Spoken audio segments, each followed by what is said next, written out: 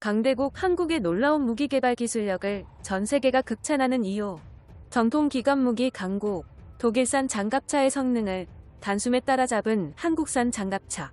호주 수출 버전 K21 장갑차 플랫폼으로 개발한 한국산 레드백 장갑차의 완제품이 드디어 공개되었다는 소식입니다. 오늘도 한국의 통쾌한 소식을 전해드립니다. 구독과 알림 설정 진심으로 감사합니다. 한화디펜스가 개발한 미래형 보병 전투 장갑차 레드백의 완제품이 호주 현지에서 처음으로 모습을 드러냈습니다. 30mm 부시마스터 기관포를 탑재한 T2000 포탑과 스파이크 대전차 미사일, 포탑 레이저 센서와 지뢰 폭발을 대비한 특수방어, 복합 차체 설계를 적용. 신형 고무 궤도를 채택하여 방어력과 기동력이 증대되고 무게를 감소시킨 획기적인 궤도 방식.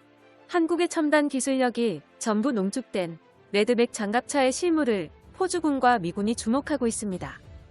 호주에 서식하는 붉은 독거미에서 이름을 딴 레드백 장갑차는 2019년 9월 호주의 차세대 장갑차 사업에서 독일의 링스 장갑차와 함께 최종 후보로 선정되었으며 이후 최종 테스트에 사용될 시제품에 대한 생산 및 납품 계약을 호주 정부와 체결했습니다. 호주군은 올해 하반기까지 한국에서 수입한 레드백 장갑차와 경쟁 상대 독일산 링스 장갑차의 차량 성능, 방호 능력, 기관포 화력, 운용평가, 정비수송과 관련한 시험평가를 진행한 뒤 2022년 상반기에 최종 구입국가를 선정할 예정입니다. 20조 원 상당의 구매 예산을 배정한 초대박 사업인 호주의 차세대 장갑차 사업에서 군사력 강대국 한국이 최종 결선까지 진출한 상황에 대해 가장 중요하게 생각할 점은 이렇습니다. 과거부터 맨 땅에서 시작한 한국의 기관무기 기술력은 지속적인 발전을 거듭했고 결국 한국의 기관무기 기술력이 기관무기 강국 독일과 해외 수출 사업에서 정면으로 맞붙을 정도로 성장해버린 상황. 최고의 명품 무기를 만들겠다는 한국인의 투지와 의지를 전 세계에 알리는 또 하나의 사례가 되었군요.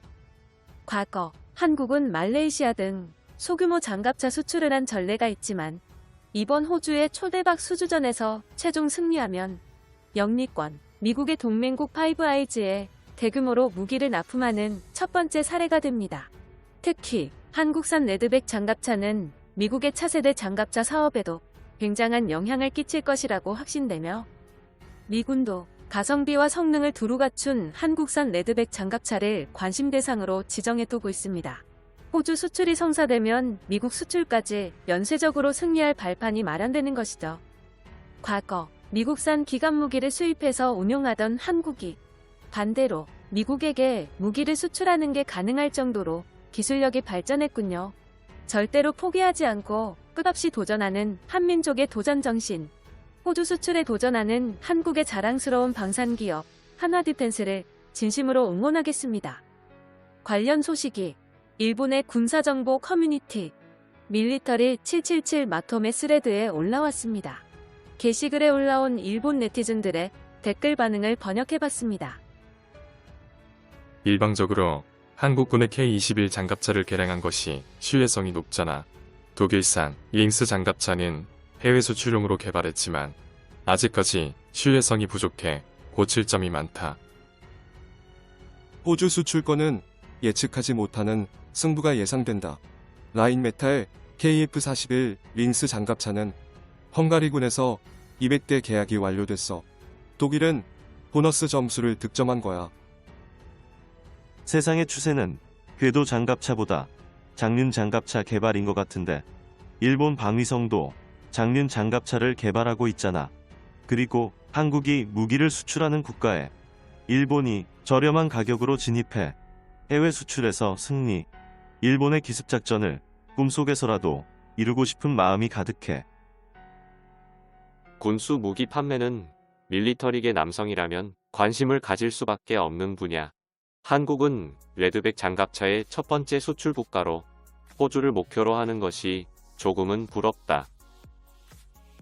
개발한 본국에서도 채용하지 않는 무기는 유지 보수가 언제까지 계속될지가 문제. 레드백 장갑차의 원형인 한국산 장갑차는 한국군이 채용해서 사용하지만 링스 장갑차는 독일에서 채용하고 있지 않지. 이것은 규모의 경제에 관한 문제다. 푸마 장갑차처럼 어쩔 수 없는 실패작으로 남을지도 몰라.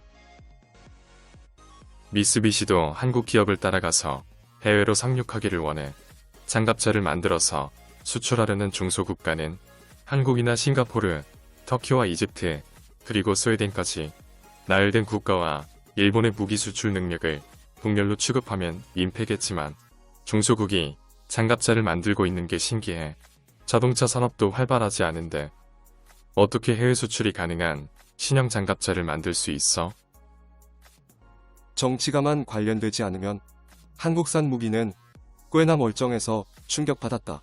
겉보기까지 전형적인 유럽 스타일 신형 장갑차의 외관, 성능도 준수해 보이잖아. 한국이 패배. 독일산 링스 장갑차가 완벽하게 이겼어. 링스는 엔진, 무기, 시스템 등 전부 독일제로 보인다. 한국의 레드백은 엔진, 변속기, 무기 시스템의 원산지가 외국산이네.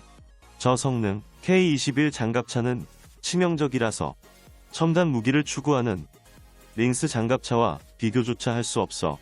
왜 한국이 최종 후보로 남았는지 정말로 수상하다. 일본은 한국이 분명 패배하겠지 라고 따지는 레벨이 아니다.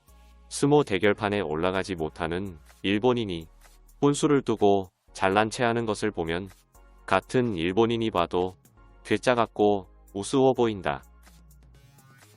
두 개의 선택지, 둘 중 하나를 결정하라면 역시 한국보다는 2차 대전기 동맹국의 정감이 가네. 호주는 독일산 복서 장갑차도 도입이 결정되었으니까 라인메탈사의 링스 장갑차가 한국을 제치고 공식적으로 결정되었으면 한다. 동력계만 우수하면 개발도상국도 손쉽게 장갑차를 만들 수 있다. 왜냐면 얼마든지 무겁게 할 수 있잖아. 설계를 엉망진창으로 할 수 있어. 우수한 동력계를 만들 수 있는 것은 미국과 독일이기 때문에 한국은 동력계를 수입해서 껍데기만 자국에서 만드는 형식이다. 한국은 장사 속만 신경 써서 자국의 국방에 관해서는 소홀한 것 같은 느낌. 군을 강화하지 않으면 외교 정세가 어려운 나라는 바로 한국이다. 무기 수출보다는 중국과 북한의 침공을 대비해라. 호주는 한국산 무기를 필요로 할 리가 없다. 한국산 무기가 필요한 국가는 필리핀이야. 필리핀 입장에서는 카탈로그 스펙만 우수하고 가격이 싼 조합품을 채용하는 의미가 있지만 호주는 그렇지 않아. 세계 무기 시장은 아르메니아군의 참상에 크게 영향을 받았다. 이제 드론 폭탄을 방어할 수 없는 장갑차는 절대로 팔리지 않을 거야. 궤도 장갑차를 개발하지 않는 일본이 옳았어. 한국의 레드백 장갑차의 실물이 본격적으로 공개. 주행하는 영상까지 전 세계에 공개되었습니다. 이 기세를 몰아서 레드백 장갑차가 호주 수주까지 성공하는 순간 무기 수출 실적에서 한국과 초격차 수준으로 벌어진 일본은 더욱 두려움을 느끼겠군요. 영상이 유익하셨다면 구독과 알림 설정 진심으로 감사합니다.